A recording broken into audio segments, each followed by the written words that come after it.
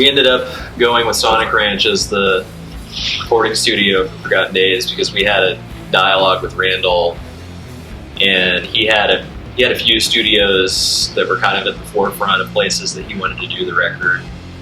I think partially we looked at the gear list and we're like, yeah, there's just like a enormous playground of sweet like vintage guitars and amps and stuff at Sonic Ranch. Like we recorded on a really sweet like Neve board.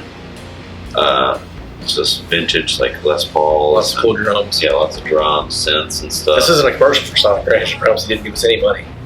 we also went completely buck wild with the Eventide H3000 that we had up there, and I think that like sparked an obsession like within the band after that. Yeah, there's a lot of H3000 on there. Yeah, the Eventide H3000 is like a 80s like it's like an 80s insane multi-effects unit, like delays and reverbs, but like nothing you've ever heard before. Deeply like just weird.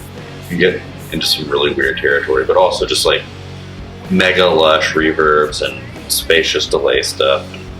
Sci-fi algorithms. Yeah, I mean, truly, like it has an enormous knob on the front that you use to change the settings on it, so it looks like it's something like straight out of Star Wars, pretty much. The available equipment had an impact on the way everything came around, just because it's like, well, if you want to do a solo with like a, what was that, 59 like Les Paul? Yeah, 59 like reissue or something. Sounds great.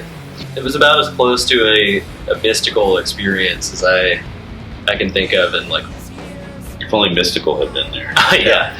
At least in the last few years, because it was like truly like super remote location. We had all the food that we needed provided on site. Yeah.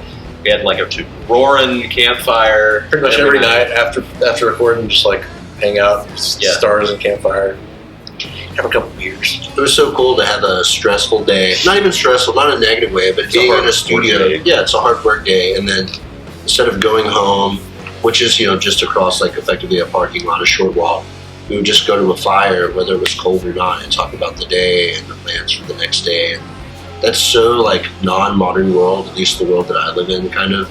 And it was so interesting because it kept tensions at like low, and like every night you could just kind of refresh completely decompress.